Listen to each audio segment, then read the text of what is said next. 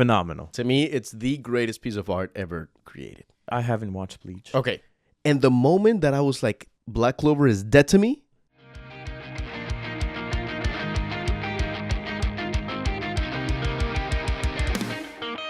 What's going on, guys? Welcome back to the Different Lens podcast. My name is Juan Felipe Sierra. I've been in the entertainment industry for the past 14 years, and this is... And I'm Daniel, and I've been a nerd for 31 years. No, I'm kidding. Oh, dang. Like 30? Nah. I haven't. No, nerds not for from the life. womb. Nerd from the womb. Not from the womb. You were throwing jutsu signs. You know, you're usually a nerd. I like games, movies, music, and everything else. What do we have for today? I'm going to let you decide what our topic is for today. Today, we're going to talk about magic and power systems in different kinds of medium, not only anime, but also video games, movies, literature, etc. We can't do music because there's one band that I know that has magic in music. El Mago de Oz. Yeah, I was going to say that. My first question, actually, for you is, what do you think is a good power system versus a sloppy power system?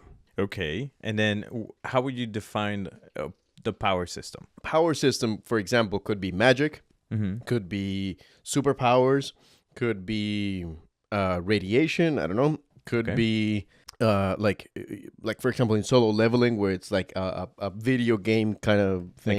Mechanics. Yeah. It could be self-healing. It could be mutations. It could be all kinds of stuff. So what do you consider a good power system that makes sense, and what do you consider one that doesn't? I really like mutations. Okay. I think it's something that is it could be very realistic if you think about it, because mutations as a whole are, it exists, right? But a lot of humans have different ways that they mutate differently than others. And to think that at some point we could develop like meta powers, like superpowers or stuff like that, like crazy shit like that, is like, it's really interesting to think that it could at some point maybe be developed a little further, or like a super soldier that is like developed kind of like Captain America. I think that those are very possibilities that could be more realistic, or it could happen at some point. And then because it could be mutations through like scientific methods or natural selection. Correct. I'm thinking more like science. Okay. Because humans have an innate curiosity to test out different things and like try to like do weird shit, or like I don't know. So I feel like because of that, we're inevitably bound to be tested on or do some testing. We have for years, for sure. Tuskegee experiments and correct. But to the point where we're forcing mutations to happen, right? I feel like that's something that is very real, and I mean, it can continue to happen. I mean, it probably happens already. Probably is currently being done to someone. And what do you consider when it doesn't work? Or like that is usually not written properly or not used properly? Shit, maybe I'm gonna shoot myself in the leg and the foot if I say this one, but I feel like in the leg.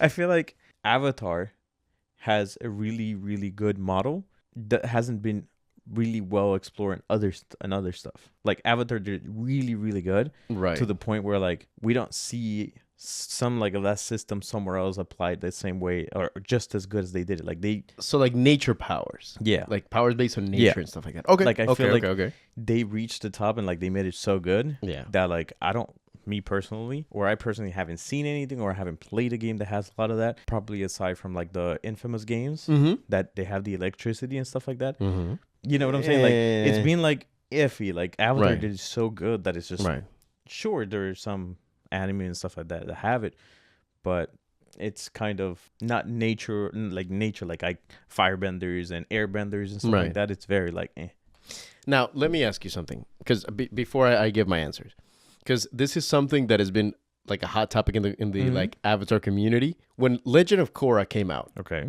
and you saw benders using their powers in a different way than it was originally placed in Avatar: The Last Airbender, what do you think of like do you remember those like the games that they used to have where it was like faintly, very, very faintly? But you know what I mean? Or like lightning benders, like powering electricity for like the city or whatever.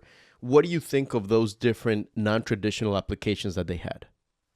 It's certainly a realistic way of looking at it. It creates a realism to the powers. which is essentially, using it for non-combat or not, like that's more of a this is what you realistically would use it for. Yeah. Right. Yeah. Because to me, the way that I see it, I love those applications of powers. Like you said, is a very realistic way of just evolving of how things are. And also, it's basically like the UFC, where you have traditional martial arts where they were like honor-based and that was a whole lifestyle. And you had to like really devote yourself to that martial art. And you had to like compete in certain things and you got to compete against different dojos, to where now it's like you can learn jujitsu, you can learn boxing, you can learn wrestling, you can learn a bunch of different traits, which actually like a big progenitor of the whole thing was Bruce Lee with Jeet Kune Do. But now it's a spectacle, it's a sport. I love those games that they had where fire was more of like a boxer style. So you saw them bobbing and weaving and just slipping. Earth was more of like a long range kind of thing and also heavy on defense. And water was a mixture of both. So fire was pure offense. It's kind of like DPS, tank and support. So I think it's a great use outside of the traditional way, and I think people are hung up on the traditional way of application, Right. that they don't see the uses of that's what it naturally would evolve to. Okay, so my answer for power systems that work and power systems that don't work, I agree with you. I think a lot of like science that could be like almost magic on their science applications. So for example, Fullmetal Alchemist or any kind of like Infamous that is based on science, on some science, because of course there's a lot of fiction. Correct. But there's a lot of some science, but also there's also that element of like, what if we break the bounds of science a little bit and we just go crazy and see what experiments we can do, which lead to, tremendously terrible decisions, but also pretty fun things. And things that I think that don't work is magic that is not well defined. So for example, I hate magic systems that is just, the ancient magics. So for example, like things that you don't have to work towards or things that you don't have to get knowledge of that are just magic, I think it's terrible. It's a huge crutch when it comes to writing. Yeah. And that's why in anime such as Jujutsu Kaisen or Hunter x Hunter's Nen system, the JoJo stance, all of that, I love the way that they do it because it's very specific and it's about application more than the power itself. So for example, let's say for example, JoJo's, when it comes to the stands, there are stands that are so broken at the beginning that you're like, dude, like how can you compete against that? Right. But as the time went on, and the writer, who I forget his name, for example, there's one that his stand is to like it creates a huge lock, and it's driven by guilt. So he starts like telling people like, yeah, that's why you cheated on your wife and you did this and you should feel ashamed of yourself. And the more guilt they feel, the heavier the clock, so they cannot move, until he starts like, give me your house and I'll release you. So he starts like bargaining with him, and he starts like taking away a lot of their freedoms, a lot of their things, just so that they can get away from that pain of having that clock. Or there's what season was that? That was Diamond is Unbreakable. Man, I can't remember the names. There's so many, because all of them are JoJo's, but they have different. So was it Jotaro? Jotaro was the high school kid. There are multiple high school kids. Yeah, but like the first one, I got to that one. I got to the one right after that one. So that's the one. Yeah. Oh, but I finished when they were working on a guy that would like turn people into rocks or something like that. Okay. It was like very, very beginning. Okay, yeah. So I'm like really at the beginning. Yeah. So for example, there's another stand. Yeah, no, like the second half gets crazy. No. Yeah, I mean, all of them get like crazy. There is a point where all the seasons just go really crazy. Yeah. Okay. So there's one that it's, for example, and I love the fact that stands, anyone can have stands. Like with Jotaro, a dog has a stand and a rat has a stand, and even I think sometimes even inanimate objects have stands. Or that are based on like superpower, or video games or literature. Or there's one that it's a woman that can make anybody magnetic. So you could have two people like fuse together, which in JoJo's they make him into very uncomfortable positions. As they would. Yeah, but I love that there is a level of you can only do one thing, but you can get so creative. It could be an amazing stand, but a terrible user. Like, for example, the hand, where however he swipes, it deletes that space from reality. So let's say, for example, the space you and I goes between, and he would swap it away, and we'd be like right next to each other. But the guy's a dumbass. He's tremendously stupid, so he doesn't know how to apply it well. Where the stand is broken, but the guy's an idiot. Right. But there's others where the stand is completely stupid, but the user is brilliant, so they know how to use it super effectively. There's one, for example, that he can make zippers from out of nowhere. And, for example, he splits his body in a few pieces so that a bullet doesn't hit him. So he like, and like the bullet goes through, and he's like, bro, that's badass. But the stand itself is kind of like, it could be better. But it's a badass stand. It's because of what he does with it. Correct. Right. So same thing with Jujutsu Kaisen, same thing with Nen, same thing with a lot of things that are very specific to the person. Okay. So the more specific it is, the more limitations you have when it comes to writing something or a power system, the more fun it can get, because it's like, how could I be? It becomes a game, a chess game, because it's like I can punch, solid objects and then make them rubber, or I can punch the air and make it hard. Yeah. But the other person has the power of like taking the moisture out of the air. Like, how do you combat that? So that's where the matchups are like, oh, I'm gonna put him in this situation and in that situation and that situation, where it's super limited, and it's not just, oh, I beat him because it's magic. So it's, So how do you? Let's talk a little bit about Full Metal. I know it's your favorite, right? It's Let's talk a lot about Full Metal. Very well written, very well acted, very well animated. I mean, it's phenomenal. To me, it's the greatest piece of art ever created. It's phenomenal. And the whole alchemy, right, based on the law of equivalence exchange, right? So you cannot make something out of nothing. You have to give something. And I think that's really cool, right? Because it makes sense through the whole entire thing. There's nothing that doesn't make sense. It's to gain something, you had to give something. Right. And that's the whole point of why it's taboo to try to like make a human, right? Because obviously you shouldn't do that. Did you watching at any point felt like there was maybe a user that didn't make sense, or the powers didn't make sense, or at some point maybe you saw it and you're like, okay, that it's kind of in the sense of the way that maybe that character's powers were handled? There's one character that it's very prevalent in the original Full Metal and not Full Metal Alchemist Brotherhood. It's called Boss Grant.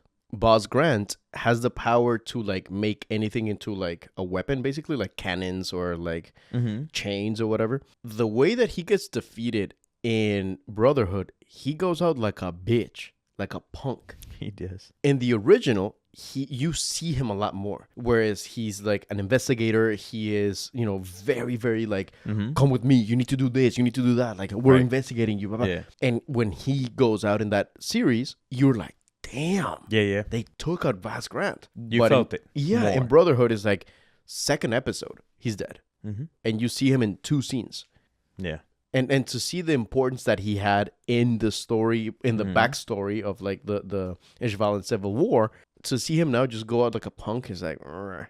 But for example, one power that I felt was very, very stupid, was there was one state alchemist that he could turn things into like spinning things, and he himself spun, and it's like, no. Like, no matter how you try to like do the alchemy, you can't spin like a top, like a Beyblade. Yeah. You just can't. And he also goes out like a punk bitch, which I was glad. Okay, this is probably a question of maybe I just didn't maybe pay attention at some point. I watched this twice, right? Yeah. I watched the original and I watched the second, the Brotherhood again. So I was just like, let me give all this.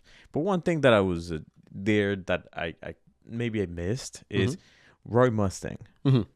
The fire. What is he exchanging to create the fire? The fire. I mean, he's making a chemical reaction.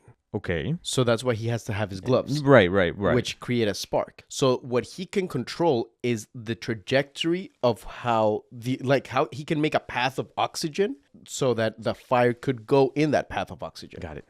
Because I was like, all right, because I see, for example, Armstrong, right? He is also creating when he punches, right? He creates but he uses matter. Yeah. He needs to get in contact with the matter. Deformities of like the floor or whatever he's hitting when he hits I love when he makes the head, like his own head, like.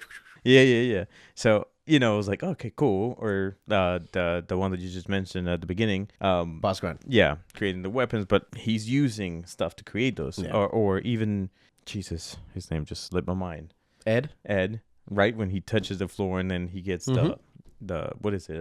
It's like a spear sort of thing. Yeah.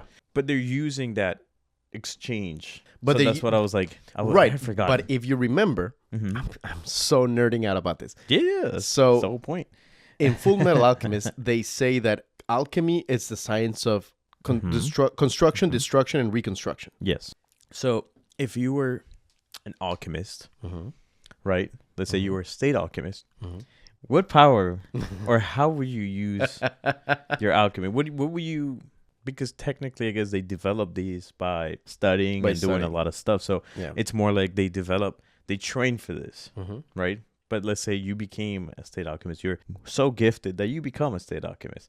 What would be the area application? The application. How would you? I would go into one of two fields. I would go into medical application, treating people, healing people, treating injuries, helping people get better. Or I would be into like making weird shit, like just constructing, like trying to invent things for the betterment of humanity. But it's either medical or like inventions. Okay. What about you? Okay. I have a really dumb one that I know that it wouldn't have any good application because if there's nothing around it, technically speaking, I can't use it. I always like study the composition matter of like glass. Okay. Which in fights could be very useful, because right? You can make glass. Because you can control glass and, having so many windows around and everything that you can, aid yourself with those windows would be pretty cool. So if you have sand, you can make glass and you can make weapons out of it, which it's, again, not very useful if they break easily.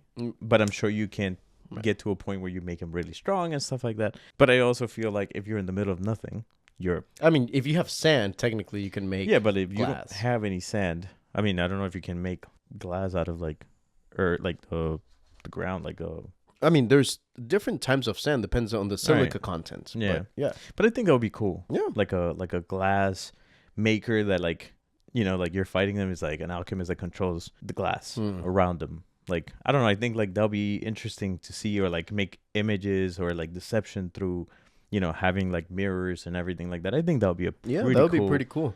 Because let's say, for example, thing to do. If you could have let's say, for example, you're up against a window and you control it and you can make like a sable out of it and you just Or if you touch it, it just goes like a spike. That would be pretty cool. Yeah. And that would be pretty lethal. Like, it's very lethal.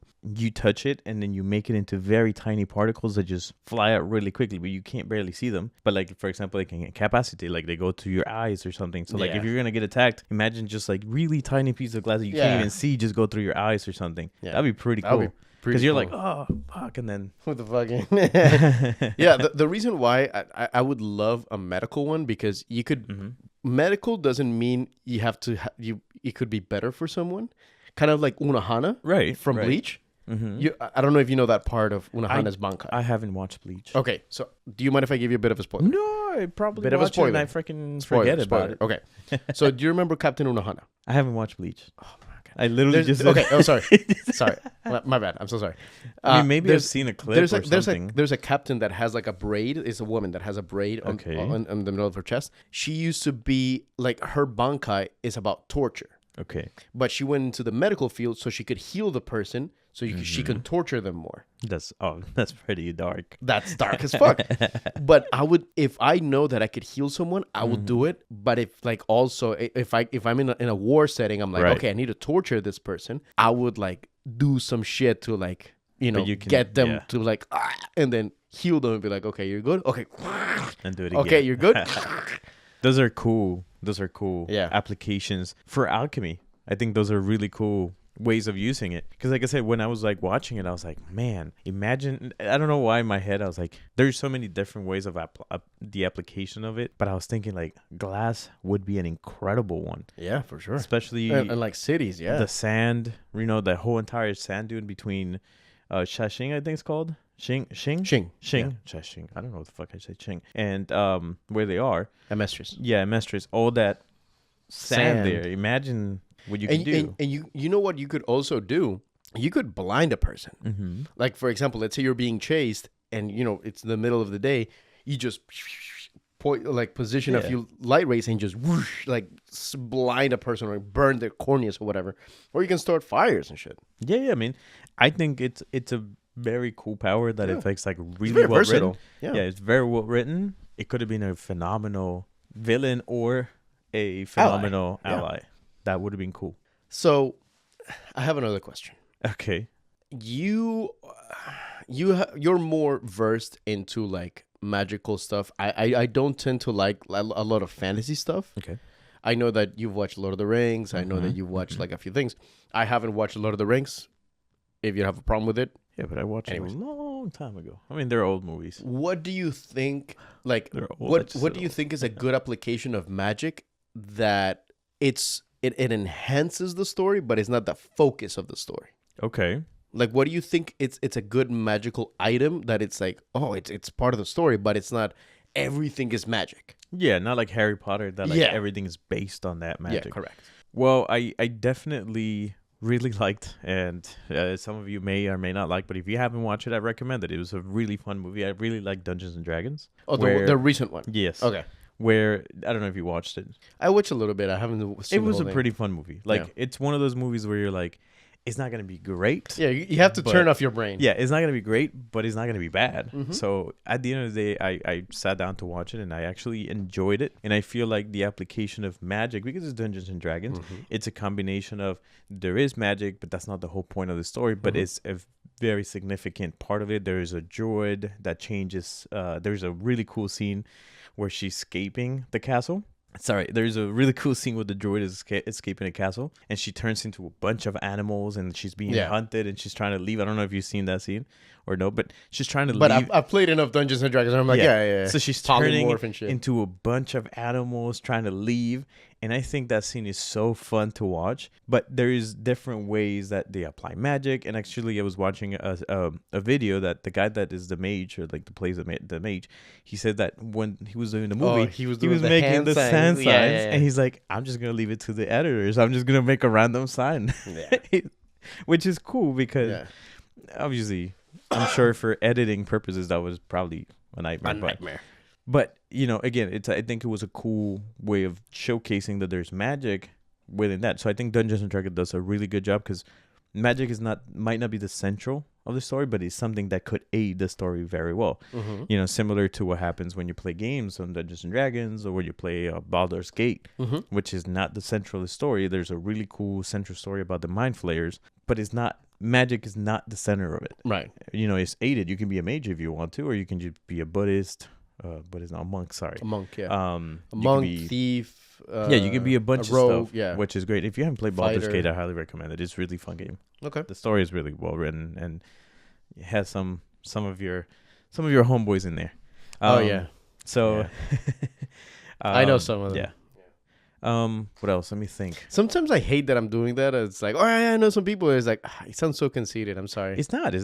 You know them, and they're phenomenal voice actors. I love watching them, and I love playing games and hearing their voice and immediately being like, oh my god. Anyways, there's a really funny sound of a streamer watching something, and he goes, "Is that Bryce Papenbrook?" So now every time something comes out with Bryce Papenbrook, who is Eren in Attack on Titan, who is Inosuke in Demon Slayer. Now every time he has a very distinct voice. So now every time something of his comes up, or it's an edit of him, he's like, "Is that Bryce Papenbrook?" Yeah, that's me with either Troy Baker or Troy Matt Baker, Mercer. dude. Troy Baker for me, that's me, Troy Baker. I'm like, anytime I hear something, I'm like, is that Troy Baker, bro? I literally pull out my phone and I'm like, that was Troy Baker. He's even in Full Metal Alchemist. Yeah. And when I heard his voice, I was like, isn't there? I was like, wait a minute. And I was like, nah, he couldn't be here. I'm like, he did anime? Reed. Yeah, and I'm like, he did anime? And I'm like, oh, shit, he did anime. Yeah, that's where he started. He started doing anime. Yeah, but that was cool. Same thing with Laura Bailey, Travis Willingham, Sam Riegel, Liam O'Brien. A lot of them did anime at the beginning. Yeah. The other story that I would say is really good, that doesn't, magic is not the center of it, but it is a big part of it, is The Witcher. The Witcher is heavy on magic, but it's not the main of the story. You're following, well, a Witcher, but he's a hunter, right? So he uses all his tools for it. So it's a big part of it. And it's funny because it's called Witcher. I'm like, magic. But, you know, obviously he combines it in there. There's wizards, there's witches. That he uses a bit of magic as well himself, right? That he has, spells. Like potions. And spells. He has some spells. Yeah, like he has like a spell to push. He has a fire. It's called Igni. He has a spell to trap beasts and everything. So it's different types of spells that, again, he utilizes in the magic, and they have really good stories. I mean, Witcher is a phenomenal game overall, and book. And I've thought of an idea for a D&D campaign. Okay, it's a bit difficult to accomplish. But it could also be a story that I could like write. The story of post-magic. Okay. So there's very few people and there's very few things that have a little bit of magic in them. Okay. Where times before, everything had magic and everything was magic. Okay. And then all the magic ran out. And people couldn't do spells. And people couldn't cast anything. Right. So now, like, none of the main characters, like there was one character that knows a lot about magic, but he can't perform magic. Okay. And there's other ones that never believe that there was magic. They think that it's bullshit. Like there's, whatever. It's a myth. It's a myth. It's just, a way for people to try to like realize their dreams or whatever. The bad guys are the ones that are having magic. And they're the ones that are kind of like running the world from like in secrecy. And there's very few items that actually give magic, but also are running out of magic. Right. Because for the most part, I think magic has been a terrible vehicle for a power system. Again, because there's a lot of it that is just, it's ancient magic. And it's like, okay, and? It can kill, 70,000 people with a thought because it's the ancient magic. It's like, that's bullshit. Yeah. So like you said before, it's a very flawed way of writing stories, especially when they just say it's ancient. It's like an old story, and it's just, that's the way we all know it. Yeah. And it's like... So the way that I would do that campaign, it's like... For example, there's a spell called Fireball. Instead of having a spell called Fireball, you need to take the ingredients and make a fireball. Okay. Or for example, or like a cold hand or a mage hand. Instead of being a mage hand that is just based on magic, you can make a hand that is like a prosthetic or whatever that could just like. So it's it sounds like a combination of like a cyberpunky sort of thing. Cyberpunky, but there are some elements of magic. But that element of magic is running out. Mm-hmm. So people are relying more on technology to do the things that magic used to do. Just kind of like going into a steampunk, cyberpunk sort of thing, but because their lack of magic, so it's pushing them to utilize other things. Correct. That's cool. That's cool. So that's the kind of stories that I like, where it's like, magic was awesome. There's none of it.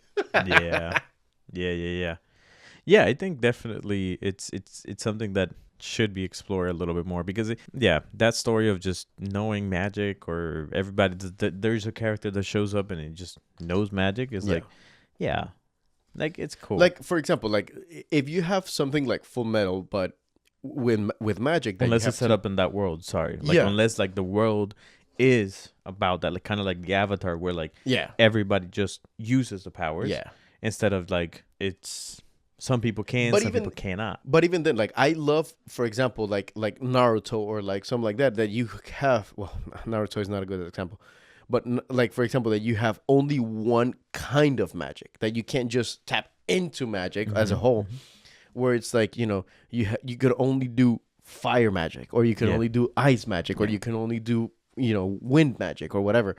Like for example, Fairy Tail. Even though Fairy Tail gets away with a lot of things. I love Fairy Tail. I have a Fairy Tail tattoo. I have the Fairy Tail insignia. I love Fairy Tail. I have a question for you after that. Okay. So there's, Fairy Tail for the most part has like very specific things you can do with the kind of magic that you have. So you have fire magic, you have ice magic, you have shadow magic, you have, death magic, you have whatever magic, but it's very specific of the kind of magic that you can perform. I like the Grimoire thing. I like grimoires if it's used as a tool to learn. Because, for example, like in Black Clover, it's like the more you get your ass kicked, you get a new spell. It's like, how? You learn nothing. Right. I guess it's the experience that the user is gaining through battles that allows him to, like, the book is like, okay, you are going through it, like you're utilizing the spells, so I'm going to allow you to use new spells because you're kind of going through them. Yes, but you're using them, right? But you're just not winning. But I prefer things that is like, it's not only like fighting, but you have to actually learn how to use it. Right. But I still like that system of like using a grimoire because it's kind of giving you, okay, you get a book selected to you and then you can use the spells on that grimoire. Yeah. It's not like, okay, I get a random grimoire and like I'm just going to be able to use whoever spells there are. Yeah. Like, these are my spells. This is what I got to learn. And this is my tools. I think that's cool. Unless you're Nova Chrono that has a grimoire that is just has no ends. Dude, that's one of the most badass scenes ever when he's like, "Where's your grimoire?" And you see the whole fucking thing. I just hated that they turned him into a kid. I wanted to explore a little bit more of him before he got. I mean, he's too broken. Yeah, but like it's like All Might. It's like I've always said it. Like I love, maybe they don't necessarily make the story of it, but like make more to show how powerful they are, because it's cool.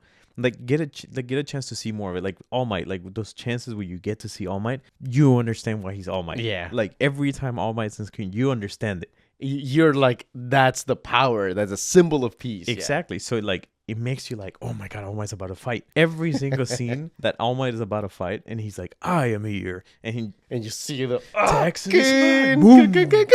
Like every single time you get hyped because you see him fighting, and I think that's awesome. So like for like Nova Chrono, I think like seeing more chances of like getting more chances of seeing him fight, I think would have been fantastic, because you would have gotten that chance of like, this guy's a badass, but like he backs it up with like tons of stuff. I mean, Black Clover fell down a little bit towards the end. Oh, dude.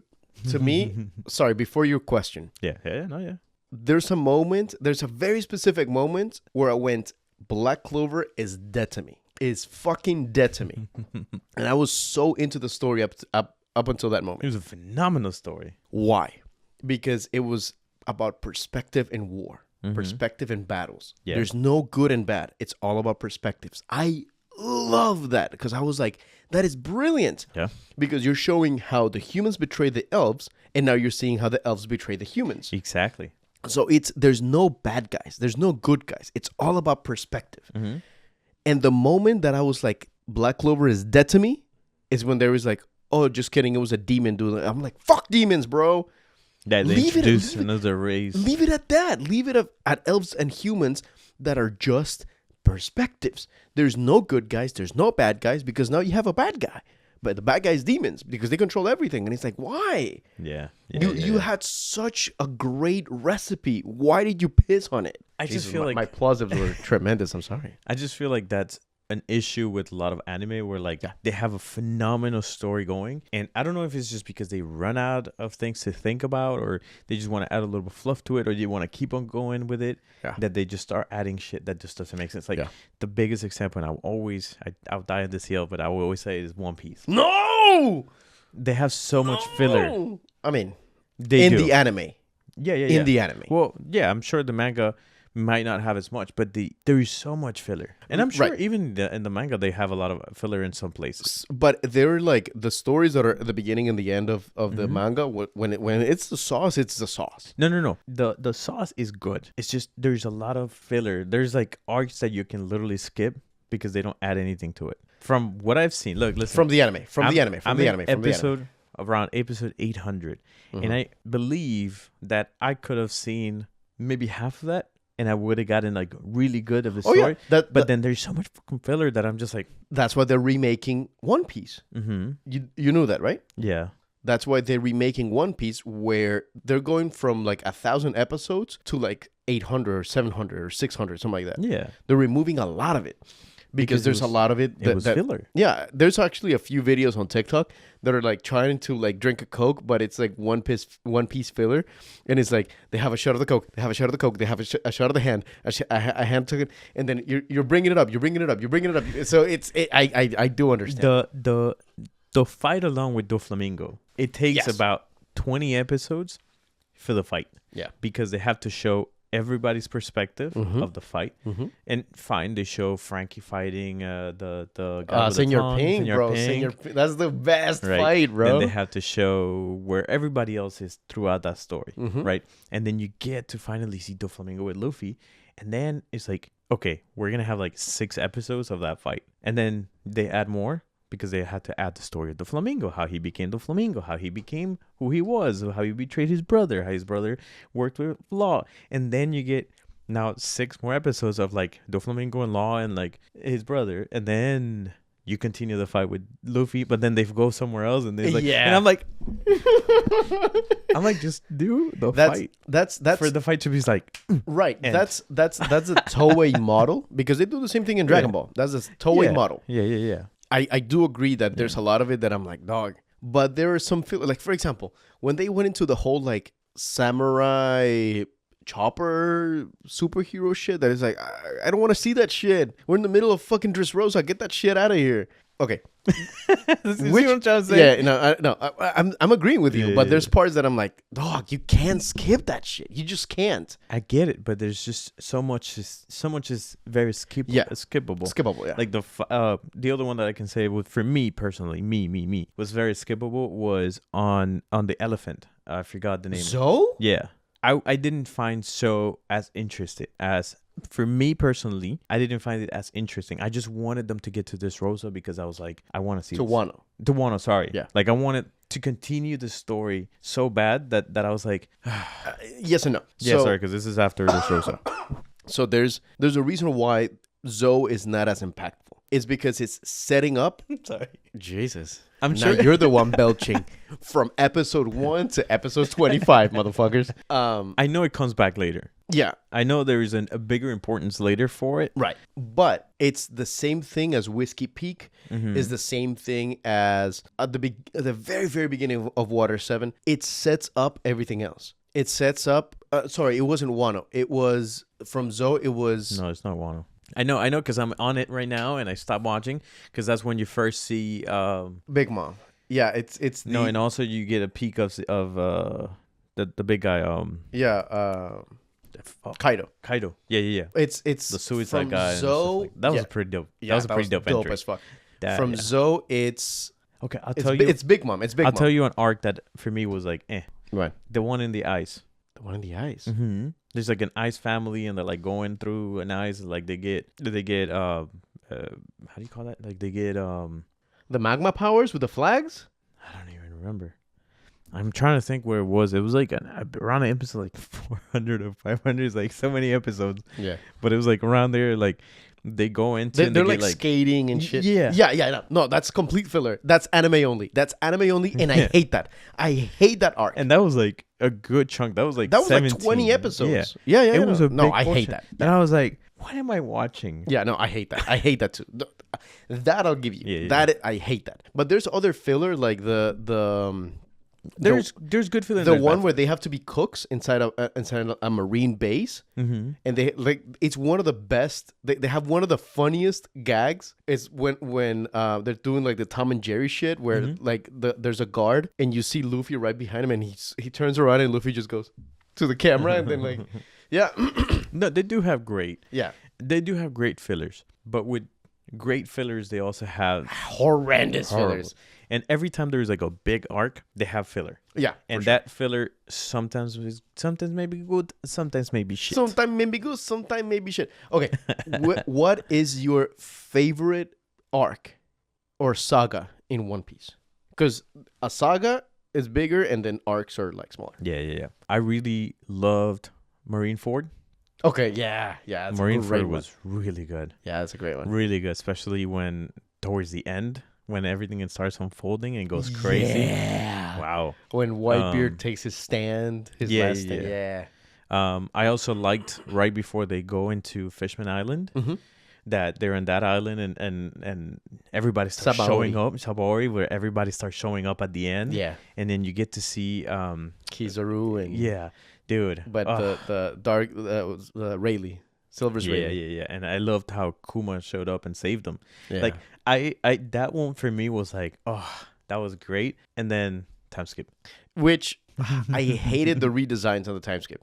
I prefer much more the pre-time skip designs. There's some, there's a few here and there that I like. I like Usopp. I like Usopp's redesign. Okay, I actually I'll give like you that. them. And Nami's. Yeah. Those two are the only ones.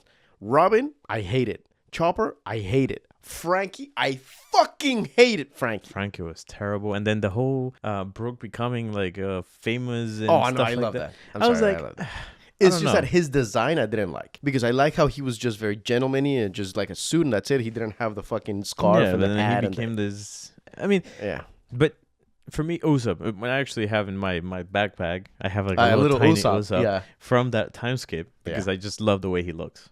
I genuinely liked Usopp. I mean, Usopp is one of my favorite characters. Yeah. Everything that he is just so fun. But they did him so dirty for the times, like in between the time skip, they did him dirty. The whole training. Look, listen, I skipped most of that. Yeah, same. Because it was so much repetitive and like every time like I would see like Nami on the Sky Islands and shit like that. I was like, and then Robin. I think we talked about this in a few episodes ago too. I believe so. I think we already talked about specifically this point because One Piece is such a great anime, but a lot of filler. My favorite saga and arc is Alabasta. Oh, yeah. Bro. Alabasta was phenomenal. The reason why I think Alabasta is to this day the best paced arc and the best written arc. They do question, answer, question, answer, question, answer, question, answer, question, answer. Yeah. They just got to Whiskey Peak. Who are these people? Why are they being so nice? Because they're bounty hunters. Okay, who do they work for? They work for Mr. Zero. Yeah. Who's Mr. Zero? They know that it's one of the it's somebody important in Alabasta. What is Alabasta? Okay, they need to get to Alabasta. Oh, they have this woman that they thought it was just a random crazy lady. It's a princess. Yeah. Is she trying to save her country from who? So everything is question answer question answer. Alabasta is really good. Yeah. Even in the last battle, when they're in the in the town square. Excuse me. When they're in the town square, and it's like, okay, she's trying to like Princess Vivi is trying to get the attention from everybody, but she can't because nobody's paying attention. And then after she tries to get everybody's attention, then there's the bomb. And after the bomb, how are they gonna get the bomb out of there? And so everything is question, answer, question, and everything is so high stakes that you're like, I can't breathe for a second.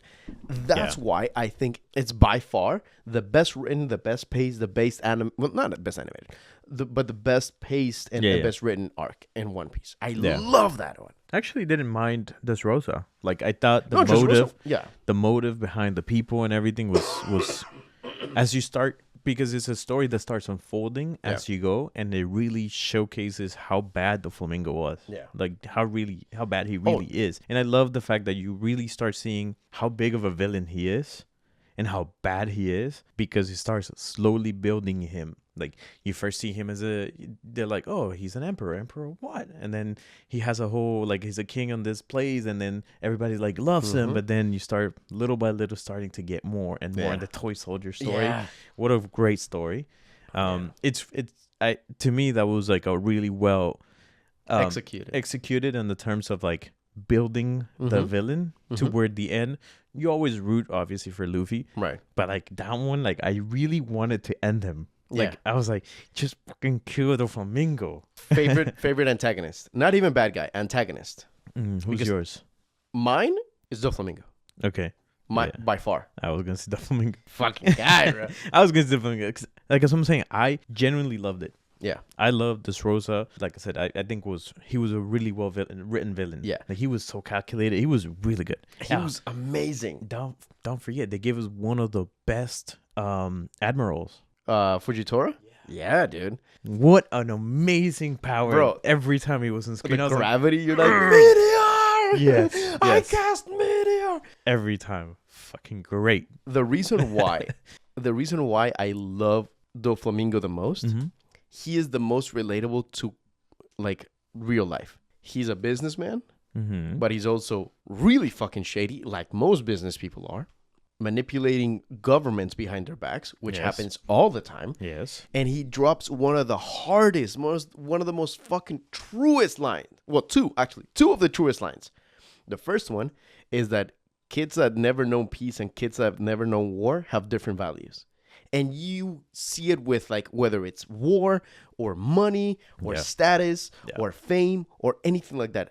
Kids that grew up in vastly different places, in vastly different environments, are vastly different and have vastly different sets of ideals and morals and everything like that. Yeah. And the other line, I was the one that held the monsters back. Without me, who's going to hold the monsters at bay? Mm-hmm. And I was like, bro. Yeah. Bro. He's... Because it talks about power vacuums. Mm-hmm. It talks about, how criminal organizations work.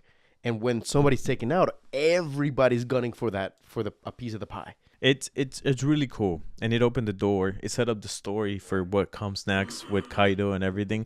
I think for me, so far that I've seen, again, I'm around episode 800. Right. I think he was so far my favorite villain. Yeah. Especially the way that he was written. Yeah. And the way that the people and anyways, going back real quick to my last question. This is my last question. Do you think Jedis are wizards or use magic in a way? Like, do you think their powers are in a way magic? There's no scientific explanation whatsoever. I don't give a flying fuck about no midichlorians. There's no way that with a midichlorian count, you can choke someone and elevate them. Or you can do with the things that Starkiller did. That you can held a Star Destroyer. Starkiller. Starkiller is the best character. I don't give a fuck who everybody says. Starkiller was the best. I really miss those games. A show or a movie that really showcases that with that guy who's still around, bro. Make a Starkiller series and you're gonna be banking. If they do it like Mandalorian effects and everything, that they've been really pouring love to the Mandalorian with the effects, the makeup. Like if you have Dave Filoni as producer, Jon Favreau directing, and you have what's that actor's name? I have it in the tip of my tongue. That actor's name. I forgot. I know who you're talking about. I can't remember. Yeah, we'll post the photo too in the middle. Sam Whitmore. I think his name is Sam Whitmore. No, we'll put it right here. We'll put his image right between us. It's beautiful. So if you have him as Starkiller, and you do even half of what you did in the game, or a third of what you had in the game, you're gonna make a badass series. He was a phenomenal character. And after all of the debacle from all the Star Wars series that they've had, they need a new one that is a fresh one. Not like Acolyte. Acolyte had actually some really good ideas, but I think the execution was not the best. If they have a Starkiller show, properly done, it's going to put Star Wars back in the map. As it should. It should. It's a power trip. Yeah. He's extremely powerful, but showcasing so many of those phenomenal powers, and the way that the game did it was phenomenal. So I think that doing it that way would be fantastic. I mean, I actually really love the stories from the Jedi Survivor. Oh, yeah. I actually thought those were really cool stories. With Cal Kestis? Yeah. Cal Kestis. I thought that was a really fun story to follow. And the villains were cool as well. Cool. Yeah. The villains were actually generally really cool. Like, they could make a series about Cal Kestis and his journey, because they're really good. And people, I think, obviously, a lot of people don't get to see the story because, obviously, first of all, a lot of people didn't even play the game. Yeah. Right? Which is a phenomenal game. It's a really fun game. Yeah. And then second, a lot of people that love Star Wars have a really cool story there that they're just missing out completely. And which is fun. It's a fun story. There's a guy on TikTok. I have those videos saved of a guy making, like, you know how you can customize Cal's, like, hair and facial hair, whatever. Game, So how do you feel about Star Wars as a whole in terms of the power that we were discussing? I like the idea that people can be born with those powers, but they need to develop those powers more. Yeah, they got to train. They got to train. And I love that there are texts that tell you how you have to do it. Like, for example, in the original trilogy with Luke, he had to work to get those powers to a degree to pull his fucking X-Wing out. He became much more powerful later. Sorry, I'm going to make a parenthesis. The intro in The Mandalorian when Luke shows up. Oh. One of the best the elevator scenes. Bro. ever. Oh my I'm sorry. God. I'm sorry if this grosses you out, but I legitimately came a little. That scene, like the moment he shows up, they're getting surrounded. You see the spaceship arrive, and then he just shows up, and just and then you see the lightsaber come the out, and green, and you're like, yes! you like people were just like, who is this guy? But like you kind of wanted it to be him. Yeah. And you wanted it to be him so bad. I love the fact that from the droid's perspective, it's the same thing that Rogue One did with Darth Vader, where he just shows up, wrecks everyone, and pieces out. Same thing. Yeah. I loved it. I absolutely loved it. That scene was pure magic. You know what that reminded me of? This is very stupid because it is very, very stupid. In Wano, when they brought Ace back and he was voiced again by Travis Willingham, I saw that scene and I legitimately cried because I was like, they brought my boy back. I love you, Ace. And when I met Travis Willingham, I told him, I'm like, dude, I love when they brought you back for... You told him... I told him... I told him, I'm like, bro, you have no idea how much I love the fact that you came back for Ace, because he had retired from anime a long while ago. I believe it was around 2012 when he was like, I'm not doing anime anymore. That's how I felt when I saw Luke in Mandalorian. I was like, yes! Yeah, I feel like the Mandalorian show has been so well written, and like when it was the Mandalorian, for the vast majority has been really well written, and the way that the effects, the makeup, everything that they did it so well. Yep. Up to that point, for me, it was phenomenal. Yeah. So, how can they find you in social media, my friend? You all can find me as Dan Valder, and that's it. You?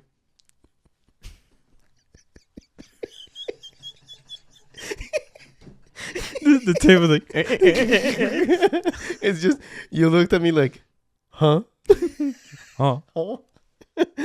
You can find me in most places as Juanfe Sierra or Juanfe Sierra Cortez. It was just so funny. You looked at me like. Listen, I've been up since like 4 a.m. Yeah, I'm ready to pass out. You can find us in the Different Lens podcast anywhere. Almost. TikTok, Instagram, YouTube.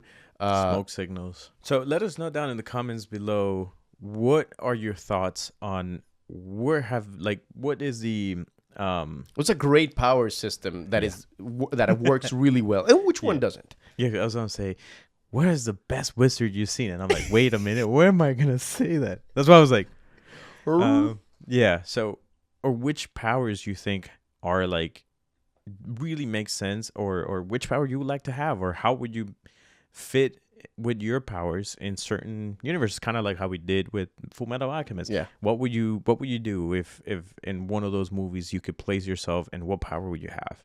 That'd be a cool thing. So let us know down in the comments what you think, and we'll see you every other Monday at 7 p.m. Eastern Standard Time. Yep. Peace.